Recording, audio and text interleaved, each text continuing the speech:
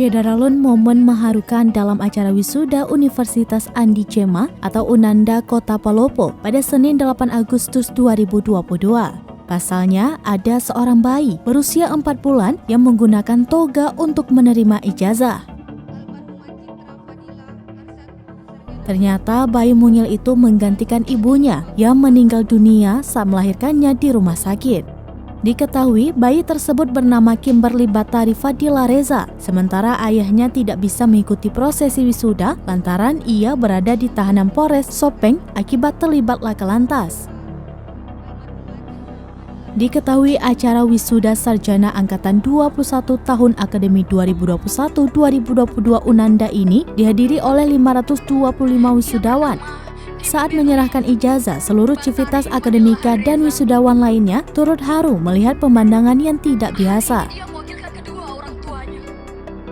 Dikutip dari tribunpalopo.com, Humas Unanda, Nunung Misran mengatakan saat naik ke podium, bayi itu terlihat tenang.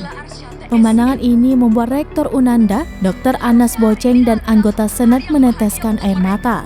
Saat penyerahan ijazah, seluruh civitas akademika pun sontak memberikan tepuk tangan.